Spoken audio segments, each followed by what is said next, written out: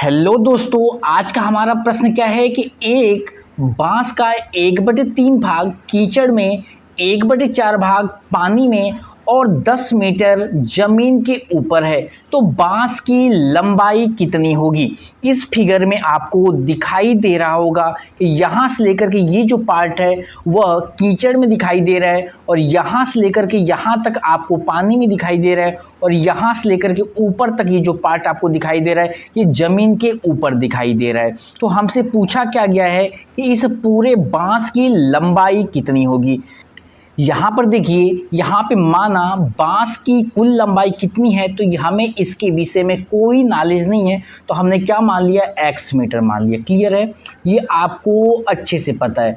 हमने बांस की कुल लंबाई को x मीटर मान लिया है। फिर आपसे क्वेश्चन में क्या बोल रखा है कि जो बांस की जो लंबाई का 1/3 भाग किस में है, तो कीचड़ में। तो मैं यहाँ पे लिख लेते हैं कि कीचड़ में कितना पार्ट है।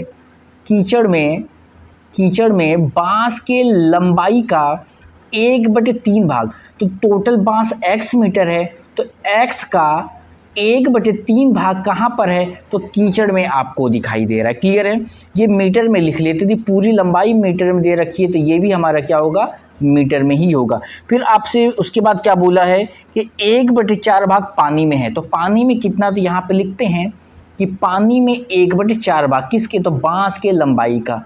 तो बांस की लंबाई कितनी है, तो x मीटर है और 1/4 क्या है, ये टोटल पानी में है। क्लियर है, तो 1/4 भाग क्या है, वह पानी में दिखाई दे रहा है। और ऊपर कितना दिखाई दे रहा है, तो ऊपर 10 मीटर। तो मैं यहाँ पे लिख लूँगा जो ऊपर कितना है, ज़मीन के जो ऊपर जो इस बांस की जो लंबाई दिखाई दे रही है, तो कितना है, तो 10 मीटर दिखाई दे रहा है। क्लियर है, यहाँ तक ये चीज़ें आपको पता चल गई।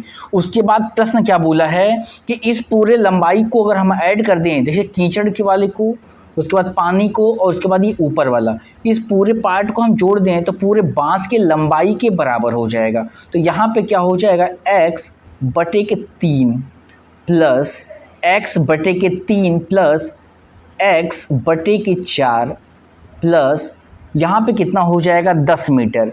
तो 10 मीटर को मैं एज इट इज लिख देता हूँ, इसके बराबर। यदि हम तीनों लंबाई को आपस में ऐड करें तो किसके बराबर आएगा, तो ये होगा हमारा x के बराबर होगा। देखिए ये क्या है, ये पूरे बांस की लंबाई है और ये पूरा मैंने x इसको मान रखा है। यदि यहाँ पे कुछ भी ना हो बेटा, तो यहाँ पे हम 1 मान सकते हैं, यहाँ पर भी कुछ भी ना हो हर के रूप में, तो यहाँ पर 1 मान सकते हैं। अब देखिए इस इक्वेशन को हम क्या करेंगे, सॉल्व करेंगे। जब यहाँ पे कुछ भी ना हो बेटा, तो यहाँ पे 1 होता है, तो 3, 4, 1 का हम क्या करेंगे, एलसीएम लेंगे। और 3, 4, 1 का एलसीएम कितना होगा, 12। इतना तो आपको अच्छे से पता होगा। अब देखिए 3 चौके 12 4 होगा, तो 4 का मल्टीप्लाई x में करेंगे तो हमारा कितना होगा, 4x होगा। ये प्लस है तो मैं यहाँ पे प्लस लगा दिया। 4 तिहाई 12 तो होगा हमारा यहाँ पे 3x होगा, आप प्लस यहाँ पे कि एक की जो टेबल में 12 बार में आता है, तो इस 12 का मल्टीप्लाई 10 में करेंगे तो हमारा कितना होगा, 120 हो जाएगा।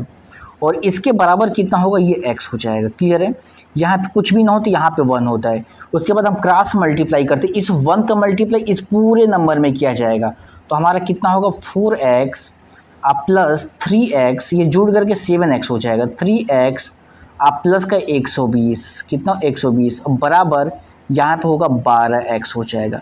यहाँ पे देखिए ये जो वैल्यू है ये वेरिएबल है, ये जो वैल्यू दिखाई दे रहा है वेरिएबल, ये वेरिएबल और ये वेरिएबल सब लाइक टर्म में भी आएगा। तो यहाँ पे देखिए 4, 3, 7x हो जाएगा हमारा।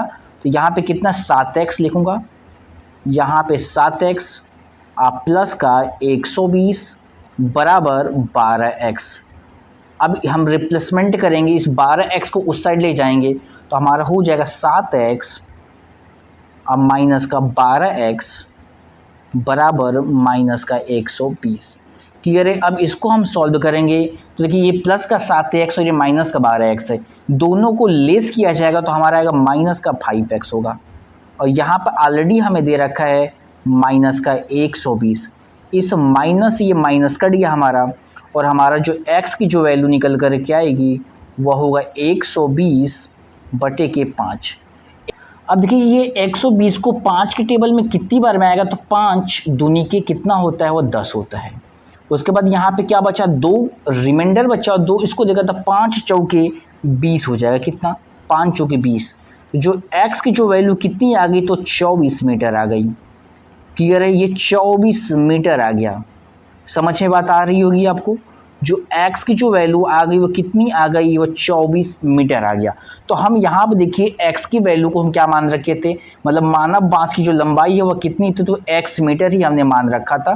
क्लियर है, यहाँ पे तो हमने x की जो बराबर लेकर के आया वो 24 मीटर आया। तो कह सकते हैं जो बांस की जो लंबाई होगी, ये पूरे बांस की जो लंबाई होगी वो कितनी होगी, वो 24 मीटर होगी। और यही हमारा क्या होगा, आंसर होगा।